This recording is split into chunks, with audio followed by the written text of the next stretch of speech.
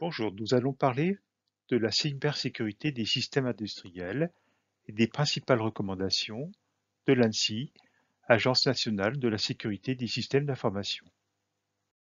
L'objectif de cette formation est de comprendre les enjeux liés à la cybersécurité des systèmes industriels, d'avoir les éléments de base d'identification des points faibles de ces systèmes, ainsi que les recommandations et une méthodologie de renforcement du niveau de cybersécurité des systèmes existants, de comprendre les points clés à examiner lors de la conception des systèmes et de comprendre les relations fonctionnelles entre exploitants et fournisseurs de solutions industrielles.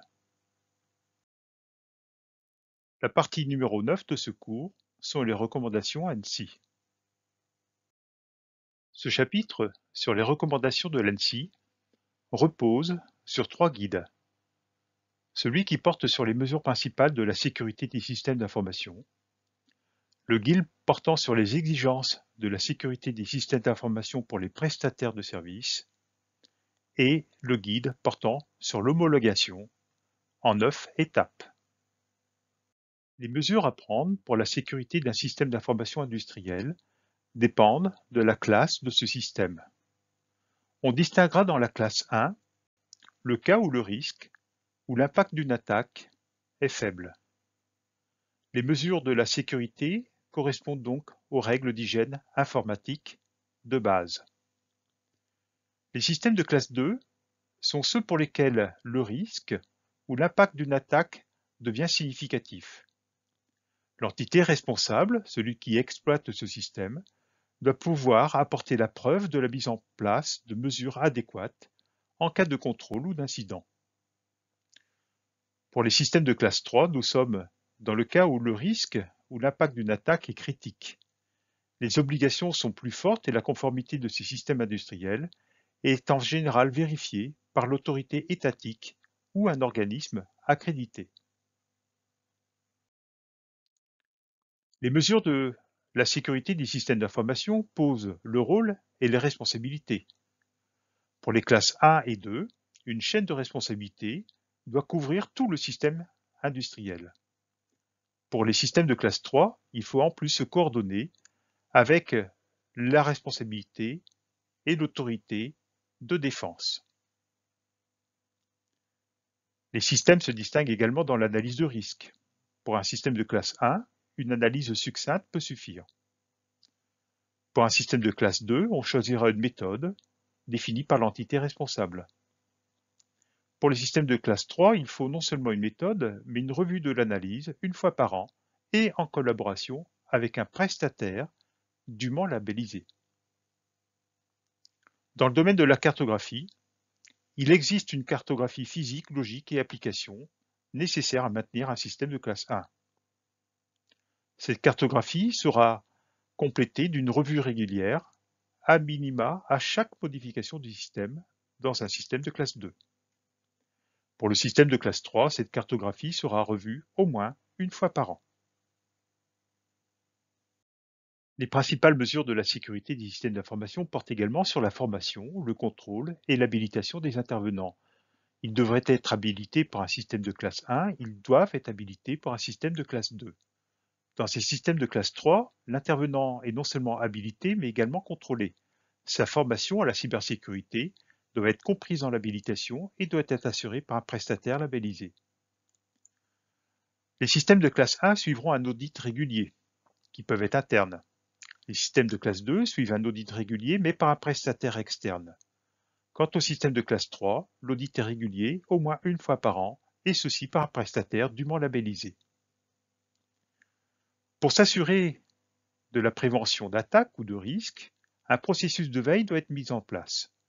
Dans un système de classe 1, la veille sur les vulnérabilités et les produits sont utilisés.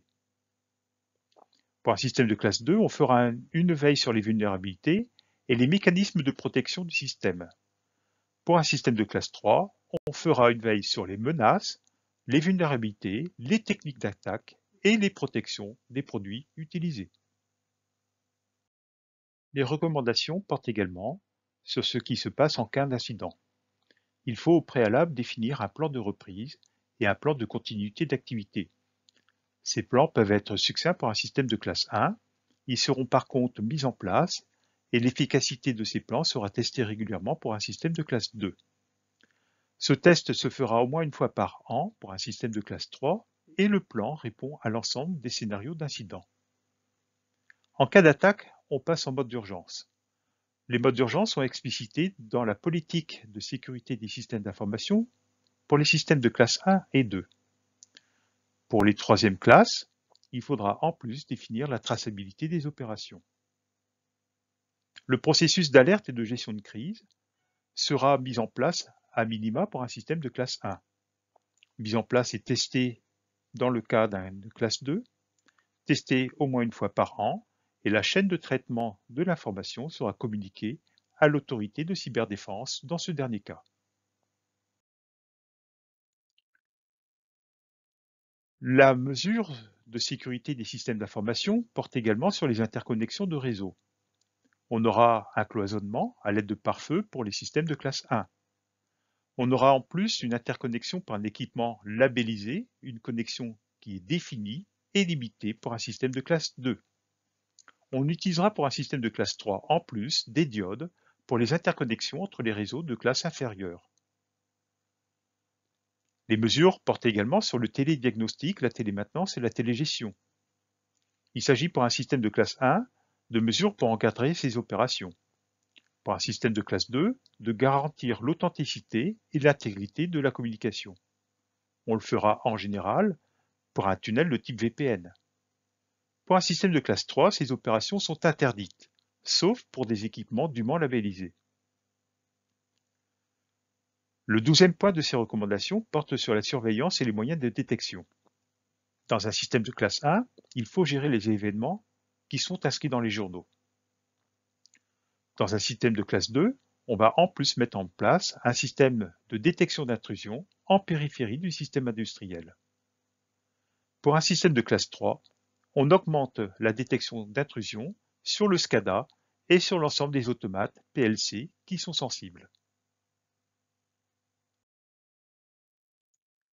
Voilà donc l'ensemble des mesures détaillées qui se composent de 5 mesures organisationnelles et de 4 mesures techniques. Il faut donc retenir que les différentes recommandations pour la cybersécurité industrielle sont bien loin d'être uniquement des mesures techniques. Nous allons les reprendre succinctement par la suite. Dans ces mesures, on distinguera deux choses. Les recommandations, qui sont notées R avec son numéro de recommandation X, donc il est préconisé de le faire, et les directives D avec son numéro X, qu'il s'agit effectivement de mettre en œuvre. Premier domaine des recommandations, la connaissance du système industriel. Ceci se compose de 5 éléments. Définir les rôles et responsabilités, que nous voyons tout en haut, avec les chaînes de responsabilité et la définition des différentes parties prenantes. Par exemple, les fournisseurs de services, l'exploitant, les fournisseurs de maintenance. La deuxième directive porte sur la cartographie du système. La troisième sur l'analyse des risques. La quatrième préconisation porte sur les données importantes de configuration et de sauvegarde qui doivent être régulièrement testées. Enfin, pour un système de classe 2, nous avons des recommandations dans la gestion de la documentation, comme les documentations signalées, les documentations qui sont liées à la durée de vie du système, les documentations sur le stockage sécurisé, sur la garantie de confidentialité ou également sur les revues de documentation.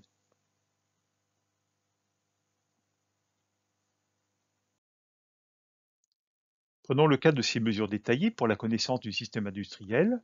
La norme nous permettra d'avoir dans la directive 8, par exemple, une cartographie précisant ainsi le système physique, la partie logique du système industriel, l'ensemble des applications qui sont mises en œuvre et les modalités d'administration du système. Viendra s'ajouter une recommandation. Par exemple, la cartographie et la documentation du système industriel doivent être revues régulièrement, au moins à chaque modification du système industriel et au moins une fois par an. Il est ainsi préconisé pour les systèmes de classe 2 d'utiliser les MES ou la GMAO pour pouvoir faire l'inventaire des parties physiques, logiques et applicatives.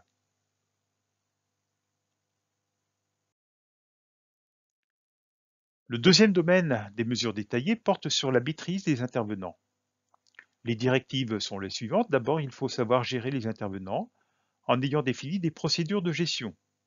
Quelles sont les compétences de ces intervenants? Il faudra ensuite sensibiliser et former. Les intervenants doivent être habilités si possible par une formation, et doivent présenter et répondre à un code de bonne conduite. Enfin, le troisième domaine, c'est la gestion des interventions. Il faut donc définir des procédures d'intervention, identifier les équipements, les logiciels, leur autorisation. Le processus doit être audité et les outils qui sont employés lors de cette intervention peuvent être audités et vérifiés.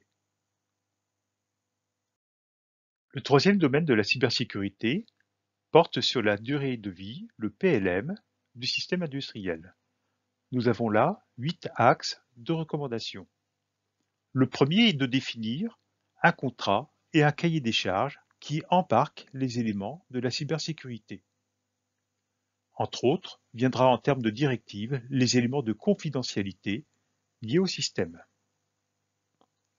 Nous aurons ensuite la phase de spécification, avec les exigences techniques, la localisation des équipements, la séparation des systèmes, par exemple de développement, d'exploitation ou d'administration. Viendra ensuite la phase de conception.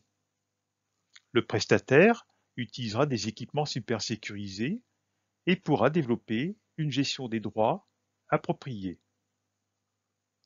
Lorsque le système est réalisé, vient la phase de test et d'audit.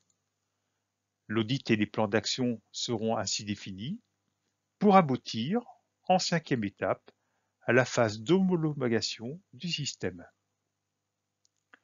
Pendant sa durée de vie, la sixième étape consistera à suivre les modifications de ce système, tout en ayant en septième étape la veille sur les menaces.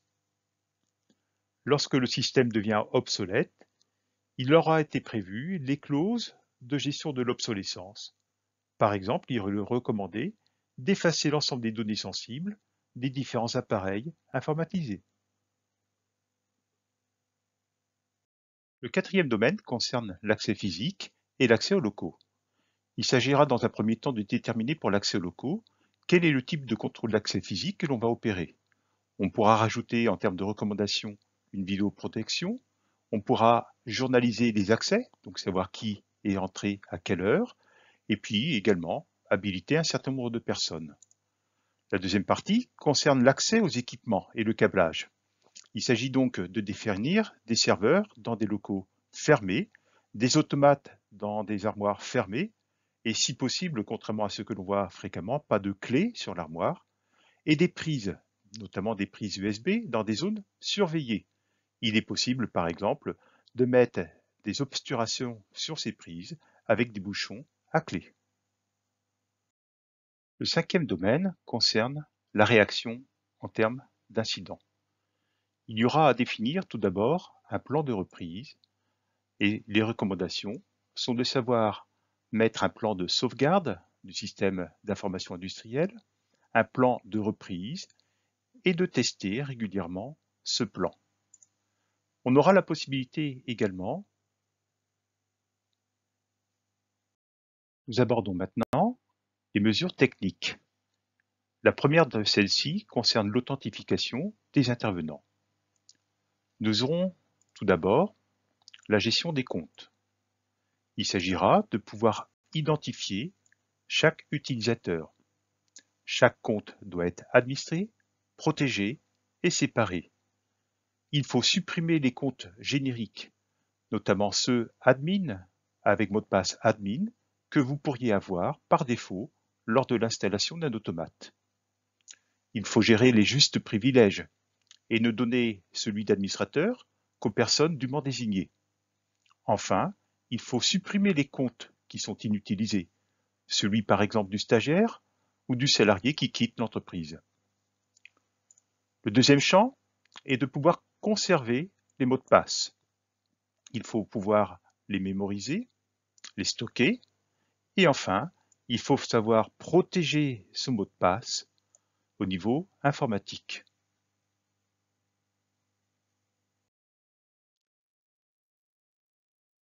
Il faut définir une architecture qui soit sécurisée.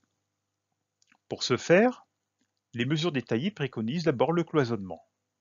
Le cloisonnement consiste à séparer l'ensemble des appareils en différentes zones de même niveau de cybersécurité par des cloisons qui sont des filtrages. Les filtrages sont par exemple des pare-feux. On aura donc un filtrage sur les identifiants, un cloisonnement physique, une administration qui est elle-même cloisonnée et pas connectée à Internet, un flux qui peut être unidirectionnel, notamment de systèmes de meilleure protection vers les systèmes de moins bonne protection, et une administration séparée par un VPN. On définira l'interconnexion avec le système d'information de gestion. Le système industriel doit être donc connecté à la partie bureautique par un filtrage avec des flux limités et surtout un filtrage par identifiant. Il est souvent reconnu que l'attaque d'un système d'information industriel provient d'une pénétration au sein du système bureautique souvent connecté à Internet. On utilisera un accès à Internet souvent limité avec des interconnexions sécurisées et filtrées. On essaiera d'employer des accès distants sécurisés, par exemple par des solutions de type VPN. On utilisera donc des systèmes industriels lorsqu'ils sont distribués, connectés par des passerelles VPN. Il est recommandé également de louer des connexions filaires entre les différents systèmes distribués. On pourra aussi ajouter des sondes de trafic pour vérifier et superviser les interconnexions. Les communications sans fil ne sont pas interdites. Simplement, on vérifiera et on examinera les événements et on apportera des correctifs en fonction de besoins. Enfin, il est préconisé d'utiliser des protocoles sécurisés, TSL, HTTPS par exemple.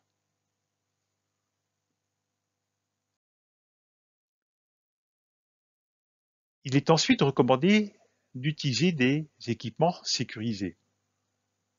Tout d'abord, il s'agit de durcir les configurations. Pour ce faire, il faut désactiver les comptes inutiles. Il faut attribuer le juste privilège pour chacun des équipements. Il faut aussi gérer la vulnérabilité de ces équipements, notamment en mettant des correctifs de sécurité et en mettant en œuvre des mesures palliatives à ces vulnérabilités. Les interfaces de connexion doivent être elles-mêmes sécurisées, notamment par l'édition d'une politique d'utilisation pour une utilisation limitée, décontaminée, et il est interdit de ne pas vérifier ces équipements interconnectés.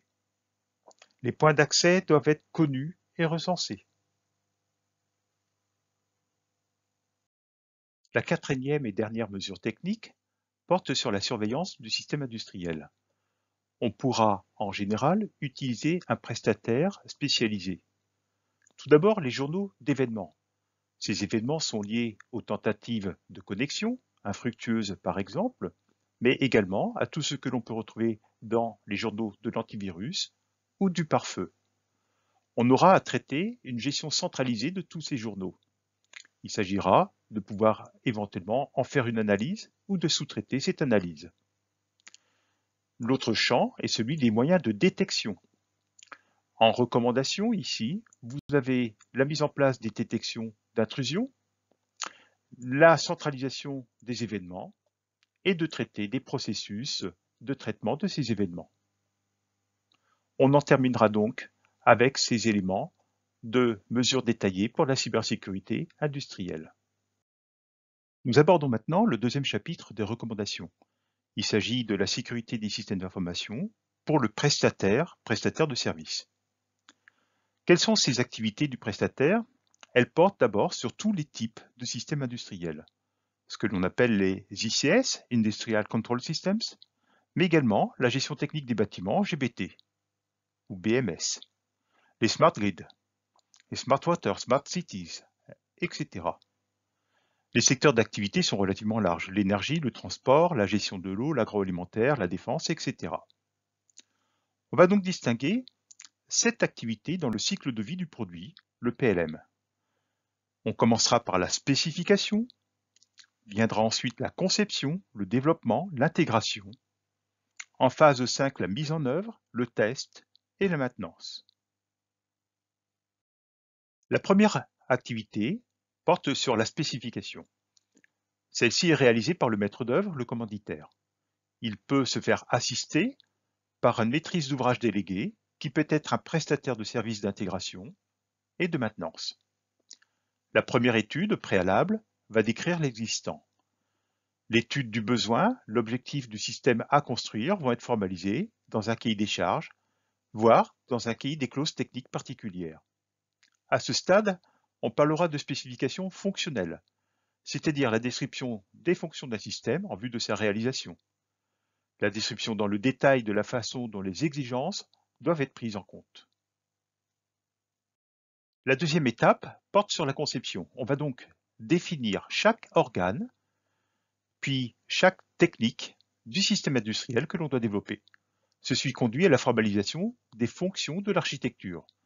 D'abord une structure générale pour l'ensemble du système, ensuite l'organisation des différents éléments du dit système, les logiciels, les matériels, les éléments d'ordre humain, leur interaction, IHM par exemple, et les informations. La troisième étape, c'est le développement. Il s'agit de réaliser un système industriel, le développement des différents programmes qui vont exécuter le ou les sous-systèmes, et puis le test unitaire de chacun de ces sous-systèmes. Quatrième étape pour le prestataire, c'est l'intégration. Il s'agira d'assembler les différents sous-systèmes que l'on a vus précédemment, matériel, logiciel et progiciel. Configurer ces matériels et logiciels et réaliser des tests unitaires ainsi que des tests plateformes. Viendra ensuite la mise en service, mise en œuvre d'un système, d'un composant matériel chez le commanditaire, la livraison, l'installation, la configuration, voire des éléments de programmation pour s'adapter à son environnement. Ceci conduira à la validation du système et le démarrage effectif de l'installation. La sixième étape porte sur les tests, la qualification en vue de la recette. Il s'agit de valider le système par rapport à l'ensemble des exigences qui étaient définies dans le cahier des charges ou le cahier des clauses techniques particulières. Viendra, lors de la durée de vie de ce système, à assurer la maintenance. Maintenance préventive, mais également maintenance curative lorsqu'une panne intervient. La maintenance comprend deux volets, le maintien en condition opérationnelle pour les fonctions assumées par le système, mais également le maintien en condition de sécurité du système. On trouvera par exemple la mise en œuvre des patchs de sécurité. Le guide de l'ENSI définit quelles sont les exigences de cybersécurité pour le prestataire de service. Ce prestataire aura à utiliser un ensemble de documents, comme par exemple le plan d'assurance sécurité, la charte d'éthique pour les intervenants, l'habilitation cybersécurité de ceux-ci et le respect du protocole d'intervention. À l'issue de chaque intervention, il y aura nécessité d'établir un rapport d'intervention qui permet de tracer celle-ci. Durant chaque intervention, la personne habilitée doit également pouvoir faire un constat d'anomalie cybersécurité. Les mesures détaillées que nous avons vues précédemment s'imposent à chaque étape de l'intervention du prestataire.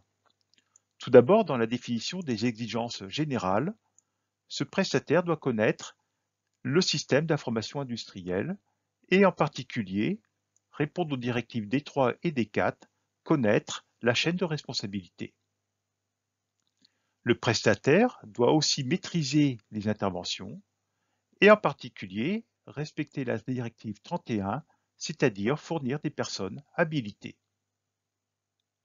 Dans le domaine des exigences particulières, le prestataire doit pouvoir également avoir la maîtrise des interventions et au niveau du champ O3, gérer la durée de vie du système cybersécurité industrielle. On retrouvera par exemple la directive 80 qui consiste à tracer les interventions. Le prestataire doit lui-même assurer la protection du système d'information. Il aura à travailler avec une architecture d'accès à distance cybersécurisée. C'est la directive 180. Il aura également la nécessité d'avoir des équipements cybersécurisés et qui correspondront à la directive 262, par exemple la séparation du système de développement du système d'exécution industriel. On retrouvera le quatrième domaine, qui sont les exigences relatives aux interventions chez le commanditaire, et là encore, connaître le système d'information et la chaîne de responsabilité, directive D3, traiter d'un accès à distance, la directive 180, ou encore maîtriser les interventions dans le cadre des directives 28, 31 et 39. Nous allons voir, en troisième partie de ce dernier chapitre, quelles sont les recommandations en termes d'homologation de sécurité. Cette démarche se fait en 9 étapes et 4 chapitres. Il s'agit dans un premier temps de définir la stratégie d'homologation.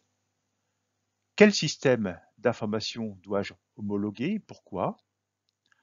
Utiliser un référentiel réglementaire et surtout délimiter le périmètre du système à homologuer. Quelle est donc la démarche à suivre? Quels sont les contributeurs à cette démarche? Et comment va-t-on s'organiser pour recueillir et présenter les informations nécessaires? Si le système doit être homologué, c'est qu'il répond à une maîtrise des risques. Quels sont donc les risques pour le système? Est-ce que la réalité correspond à l'analyse que l'on a faite? Et éventuellement, quelles sont les mesures supplémentaires que l'on doit mettre en œuvre pour faire face à ces risques? Huitième étape porte sur la réalisation de l'homologation de sécurité elle-même. Et donc, cette homologation doit répondre à un certain nombre de risques. Il s'agit donc d'accepter les risques résiduels auprès de l'autorité d'homologation. Neuvième étape, c'est le suivi a posteriori. Qu'est-il prévu pour maintenir la sécurité et continuer à l'améliorer? La première étape de cette stratégie d'homologation de sécurité consiste à définir la stratégie d'homologation. Il y a d'abord un référentiel réglementaire puisque nous avons obligation d'homologuer lorsque l'on traite de données classées confidentielles, lorsque l'on fait des échanges avec l'administration et lorsque l'on rentre dans le cadre de la politique de sécurité des systèmes d'information de l'État. Sinon, l'homologation est volontaire. On aura à définir d'abord le périmètre fonctionnel. Quels sont les utilisateurs concernés? L'organisation. Quels sont les droits des uns et des autres? Les éléments techniques portant sur l'architecture et géographiques portant sur la localisation du système d'information industriel. La deuxième étape de la stratégie d'homologation de sécurité consiste à faire un autodiagnostic. Il s'agit d'utiliser par exemple le guide de l'ANSSI, l'outil d'autodiagnostic, permettant d'évaluer le besoin en sécurité du système d'information. Ce guide se compose de 15 questions, notées de 1 à 4 chacune.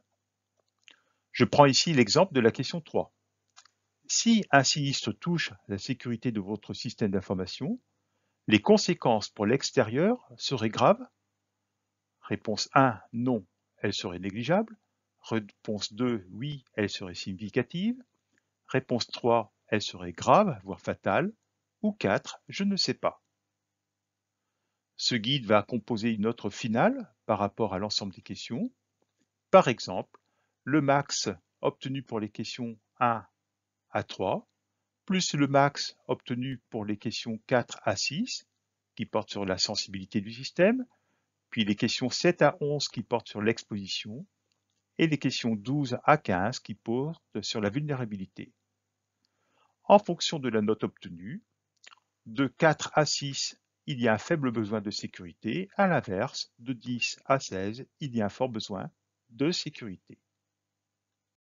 Toujours dans ce même guide d'autodiagnostic, il s'agira ensuite d'évaluer la maturité de la sécurité du système d'information de l'entreprise. Ce guide vous amène à répondre à 12 questions, notées de 0 à 5 chacune. Je reprends ici le cas de la question 3. La gestion de la continuité des activités doit être alimentée par la sécurité du système d'information et les plans de continuité doivent être élaborés, testés, mis à jour. vous pouvez répondre 0. La continuité des activités n'est pas gérée. 1. Des mesures de disponibilité sont mises en œuvre occasionnellement. 2. Les pratiques de continuité sont coordonnées. 3. Le processus intègre la sécurité des systèmes d'information. 4. Le processus est suivi et partiellement automatisé. Ou 5. Le processus est généralisé au processus métier. Là encore, l'ensemble des questions se compose de 3 chapitres: processus de pilotage, pour cette sécurité du système d'information, processus opérationnel et processus support. En fonction de la note obtenue, vous aurez par exemple entre 0 et 10 un niveau de maturité élémentaire. À l'inverse, de 51 à 60, vous avez ici un niveau de maturité avancé. Réaliser l'autodiagnostic de votre système d'information industrielle va vous permettre de répondre à votre enjeu. Vous avez donc évalué le besoin de sécurité du système, d'une part, et vous avez d'autre part évalué le niveau de maturité de votre sécurité du système d'information. Si par exemple votre besoin est moyen et que votre niveau de maturité est élémentaire, alors le guide vous demande et vous préconise de faire une démarche assistée approfondie, mezzo forte. On retrouvera donc ici des préconisations allant d'une démarche autonome à minima jusqu'à une démarche assistée approfondie. Pour entrer dans une stratégie d'homologation, on aura en étape 3 à définir quels sont les acteurs impliqués. Tout d'abord, au niveau de la direction, elle forme l'autorité d'homologation de la sécurité du système d'information. Elle mettra en œuvre une commission d'homologation composée d'une part de responsables métiers de l'entreprise et d'experts techniques. Cette commission pourra consulter un ensemble d'acteurs de l'homologation, comme la maîtrise d'ouvrage, acteur métier, le responsable sécurité du système d'information, les prestataires et l'ensemble des systèmes interconnectés. La quatrième étape consiste à définir le contenu du dossier d'homologation. Ce dossier va dépendre de votre démarche pianissimo, mezzo piano ou mezzo forte. Il contiendra la stratégie d'homologation ainsi que le référentiel de sécurité s'il existe. Vous devez identifier les risques et identifier les objectifs de sécurité. Vous avez également un processus d'exploitation du système d'information sécurisé. Vous pouvez avoir le journal de bord de l'homologation, les certificats de qualification du système d'information et de sa sécurisation, les résultats d'audit, la liste des risques résiduels et la décision d'homologation par la direction. Si le système d'information existe déjà, le dossier comprendra également le tableau de bord des incidents et leur résolution, le résultat d'audit intermédiaire et le journal des évolutions du système. L'étape 5 consiste à intégrer la maîtrise des risques. Ceci dépend de la démarche à adopter. Dans le cadre de la démarche pianissimo, ceci peut se faire en interne. On va d'abord dresser la liste des menaces, les biens essentiels qui peuvent être affectés, les impacts en termes de disponibilité, d'intégrité et de confidentialité, et on aboutira en général à mettre en œuvre des règles d'hygiène numérique. Dans les démarches mezzo piano ou mezzo forte, il faut utiliser la méthode d'analyse EBIOS, méthode d'analyse des risques qui va conduire à mettre en œuvre les mesures de sécurité du système d'information. Les risques étant liés à des menaces, on parcourra la liste des menaces qui figurent en annexe 4 du document de référence de l'ANSSI et on va pouvoir retenir les menaces les plus plausibles. Par exemple, dans cet arbre de menaces, il peut y avoir sur le matériel le problème de l'usage, comme par exemple un usage abusif, inapproprié ou le cas d'un vol de matériel. Pareil pour les logiciels, le réseau, les personnels qui peuvent être indisponibles, qui peuvent divulguer par exemple leur mot de passe, ou qui peuvent tout simplement faire des erreurs de manipulation. Dernier domaine, lié à la menace, celui des locaux qui peuvent être dégradés ou dans lequel il peut arriver des accidents. L'étape numéro 6 de la maîtrise des risques consiste à mesurer l'écart entre l'analyse du risque et la réalité. C'est une étape de contrôle. Qui réalise le contrôle? Cela dépend de la méthode. Dans la méthode Pianissimo, le contrôle peut être technique, opérationnel. Dans la méthode Piano, c'est un audit de chaque segment du réseau, notamment ceux les moins maîtrisés. Et dans la méthode Mesoforte, cet audit doit être fait par un prestataire de service labellisé par l'ANSSI. Quel est le périmètre du contrôle? Nous aurons à contrôler les codes sources, la configuration des équipements, l'architecture du système, l'organisation qui est mise en place, etc. Quelle est la conséquence de ce contrôle et de cet audit? D'abord l'évolution des menaces que l'on a repérées précédemment, la découverte potentielle de nouvelles vulnérabilités, voire même la mise en œuvre de nouvelles mesures correctives. Suite à cette étape de contrôle, on peut se poser la question de mesures supplémentaires à mettre en œuvre. C'est le cas de l'étape numéro 7. Il s'agit de faire un plan d'action pour amener le risque à un niveau acceptable. Pour tout risque, nous avons 4 possibilités. L'éviter, c'est-à-dire changer le contexte pour ne plus être exposé à ce risque. Le réduire, c'est-à-dire diminuer l'impact ou la vraisemblance d'occurrence de ce risque. L'assumer, c'est-à-dire ne pas prendre de mesures. Ou le transférer, c'est-à-dire assurer les conséquences de ce risque sur une autre personne. Il s'agit de mettre en œuvre des mesures de sécurité, notamment des mesures techniques, organisationnelles, voire même juridiques, et de définir ainsi un plan d'action, comme les actions correctrices envisagées par rapport aux risques résiduels. L'étape 8, c'est la prise de décision pour l'homologation de sécurité. L'homologation, c'est une attestation formelle qui autorise, du point de vue de la sécurité, l'exploitation du système d'information. N'oublions pas que cette homologation peut être exigée par un prestataire, un commanditeur, voire même un assureur. Le périmètre de l'homologation doit être ainsi défini, d'un point de vue réglementaire, géographique, fonctionnel, organisationnel et technique. Sur quoi porte donc cette homologation de sécurité? Les conditions d'accompagnement de l'homologation doivent également être définies, comme les conditions d'exploitation et la tolérance au risque résiduel. La durée d'homologation est en général de 5 ans pour un système bien maîtrisé, de 1 à 3 ans s'il y a de nombreux risques résiduels. Seront ainsi définies les conditions de suspension ou de retrait de l'homologation, notamment en cas de modification du système, en cas de modification des conditions d'exploitation et en cas de non-respect des contraintes liées à l'homologation. Votre système bénéficie d'une homologation de sécurité, alors il vous faudra faire un suivi de cette homologation avec une revue annuelle au minimum.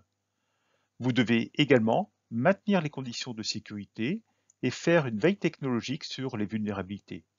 N'oubliez pas que vous avez analysé et retenu des menaces, analysé et retenu des risques, mais les conditions dans lesquelles s'exploite votre système peuvent amener à de nouvelles menaces ou à de nouveaux risques.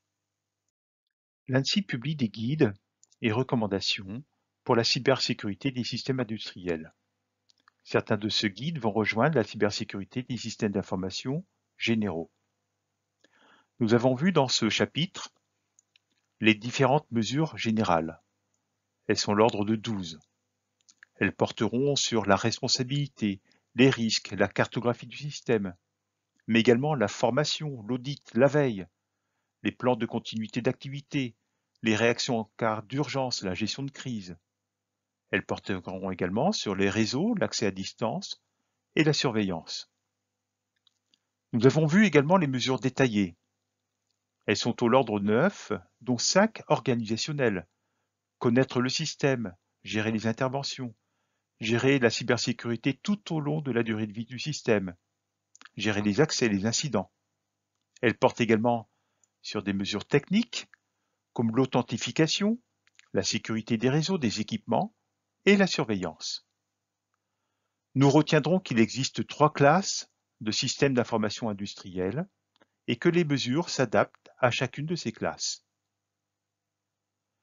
Nous avons vu également les préconisations et recommandations qui s'imposent aux prestataires de services.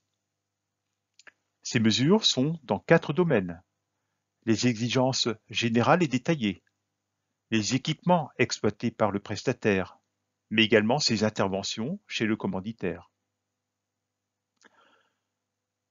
Faut-il homologuer son système d'information industriel? La question n'est pas si évidente, mais le guide développe des diagnostics ou des systèmes d'autodiagnostic et vous permet, en 9 étapes, de vous conduire à l'homologation de votre système d'information industrielle.